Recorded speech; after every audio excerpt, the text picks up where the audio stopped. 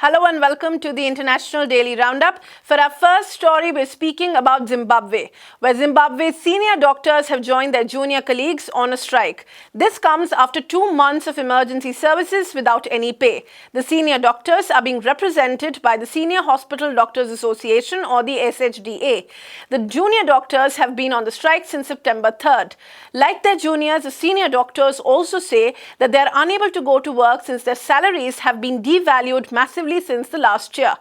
Nurses and others allied health professionals are also incapacitated and have been reported to go to work only twice or thrice a week under pressure from the Health Ministry directive. The doctors are also seeking the provision of supplies and the withdrawal of action against their juniors. Nearly 450 junior doctors have been fired since the beginning of the strike. Many of these doctors are also being tried in absenteeism. The root of the issue lies in the payment of salaries through the quasi-currency which is called the RTGS. When it was introduced, the currency was pegged to the US dollar at a 1:1 ratio. However, while there has been a continuous slide in the value of this currency vis-a-vis the dollar, which is in accordance with the prices that have been rising, the salaries in the RTGS have not remained constant. Moving on, Luis Lacalle Pou of the right-wing National Party has emerged the winner in the elections in Uruguay's second round of presidential elections, which were held in the country on November 24th. Daniel Martinez of the ruling left-wing government of Frente Amplio, which is the broad front, has already recognized his defeat and has greeted the newly elected president. Previously, with 99.4% of the votes counted, Lacalle had a lead over Martinez with a slim margin of about 1.26% of votes. Lacalle secured 74% of the votes, while Martinez had obtained 47.48% of the votes.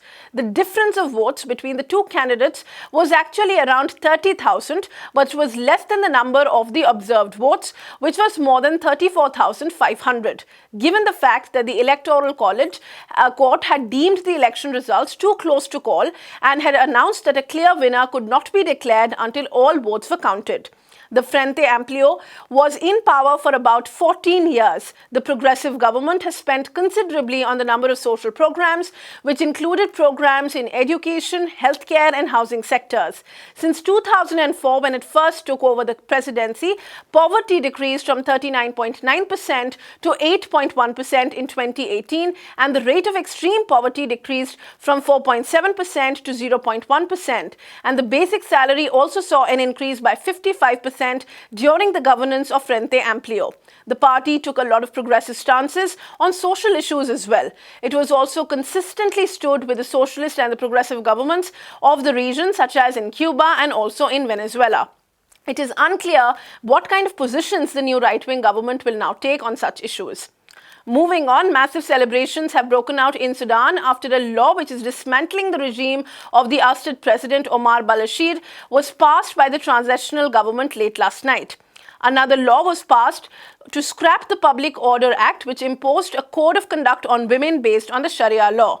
The act, which was passed under Bashir's rule, had imposed a dress code for women and had regulated their social interaction and also their freedom of movement. These laws were passed after the first joint legislative session of the Cabinet and the Sovereignty Council took place, which went on for about 14 hours. Omar-al Bashir had seized the power through a coup in 1989 and had ruled over Sudan until he was ousted in April this year, and after months of mass demonstrations which had started from December last year. His National Congress Party is now legally prohibited from participating in political activities for over a period of 10 years. The legislative decree also directs the confiscation of all properties and assets of the party and the removal of the members of NCP from all public institutions, government agencies, and state-owned enterprises. This represents a major victory for the masses of the demonstrators who, in their effort to put an end to Bashir's rule, had for months endured mass arrests, tortures and shootings which had led to the injuries of several hundreds.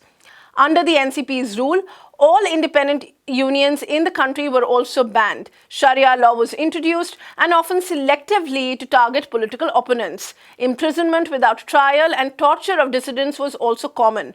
Bashir is found guilty by the ICC of genocide, war crimes, and crimes against humanity for overseeing a campaign of mass murder and rapes in the war-torn Darfur region. And that's all that we have for you today on this episode of the International Roundup. To follow these stories, our videos, and many more updates, log on to our website, www.peoplesdispatch.org. Follow us on Twitter, Facebook, and YouTube. Thank you for watching. De pie cantar que vamos a triunfar.